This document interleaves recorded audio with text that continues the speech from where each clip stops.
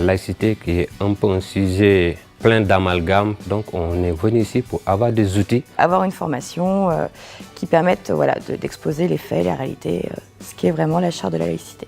La laïcité, c'est la séparation de l'Église et de l'État. Et puis, chaque citoyen est libre, voilà, de conscience, sa conscience personnelle, et de vivre son culte, voilà, en toute liberté. La laïcité, c'est un principe constitutionnel qui garantit la non-ingérence de l'État dans les affaires religieuses et réciproquement. C'est la liberté pour chacun de croire ou de ne pas croire, de pratiquer un culte ou pas, et même d'en changer.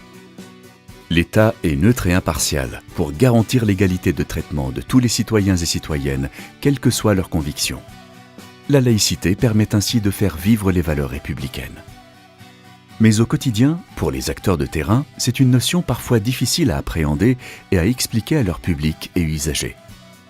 On a eu de nombreux retours au CGET, à la fois des associations de terrain avec lesquelles on travaille, mais aussi des réseaux, des professionnels de la politique de la ville de manière générale, sur les difficultés que rencontrent les professionnels qui travaillent avec les jeunes, avec les habitants des quartiers populaires, dans les situations où le fait religieux est invoqué. Ce qui ressort, c'est vraiment le sentiment d'être démuni. Et en mars 2015, le CGET a donc proposé de concevoir et de déployer un plan de formation national à destination de ces intervenants de proximité.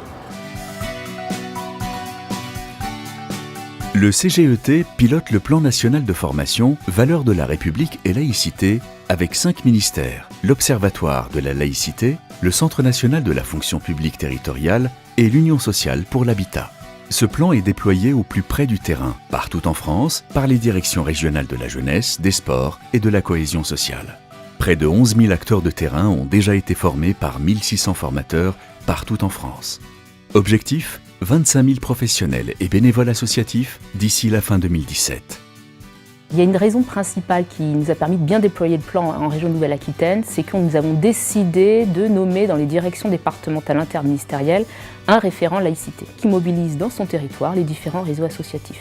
Le message principal à faire passer aux différents professionnels, c'est que justement comment on peut arriver à vivre tous ensemble avec les différentes religions, avec les différents courants, les différentes façons de voir la société des différentes personnes dans les quartiers. L'objectif de la formation, c'est vraiment de clarifier le principe de laïcité. Elle ne traite pas de la prévention de la radicalisation, qui relève d'objectifs, de publics, de problématiques vraiment spécifiques. On va vous donner une situation différente par groupe. Et on va La formation Valeurs de la République et la laïcité s'adresse aux professionnels qui sont en contact avec les habitants. On a aussi bien des agents publics, État et collectivités locales, que des salariés, bénévoles d'associations et aussi des élus. Donc la pédagogie de la formation est centrée sur l'alternance entre apport de connaissances et mise en pratique sur des cas concrets vécus par les participants ou proposés par le kit pédagogique. Le CGET a conçu une ressource pédagogique unique, un kit de formation clé en main que tous les formateurs utilisent, ce qui permet de diffuser le même message dans toutes les formations. Ce qui a été choisi, c'est de faire des méthodes actives où les gens cherchent, découvrent, s'interrogent, débattent. Il y a des études de cas, il y a des jeux de rôle. C'est beaucoup sous forme jouée et en tout cas participative. Simple, clair et explicite. Le jeu de situation reflétait vachement la réalité. Et du coup, on a eu des cas concrets que j'aurais même pas imaginé en fait, sur la religion, mais pas que. C'est aussi sur le fait de bien s'entendre dans une collectivité. Donc le fait de faire du débat, de mettre de la mise en scène, de la mise en situation, c'est ça qui est le plus intéressant parce que ça permet de voir aussi la vision de mes collègues. Nous tous, on est des médiateurs, mais on n'avait pas la même perception de la laïcité.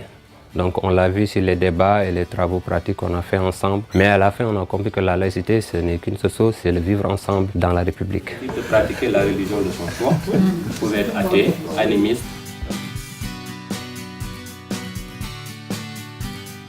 « 98% des participants estiment que les échanges suscités par la formation sont positifs. Et 97% d'entre eux déclarent que cette formation sera utile dans leur activité professionnelle.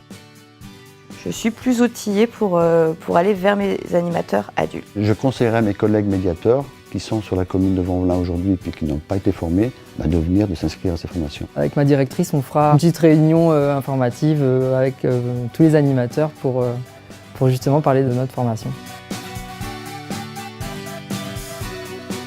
Vous êtes une association ou un service de l'État? Contactez la direction de la jeunesse, des sports et de la cohésion sociale de votre région. Vous êtes une collectivité territoriale? Contactez la délégation du Centre national de la fonction publique territoriale de votre région.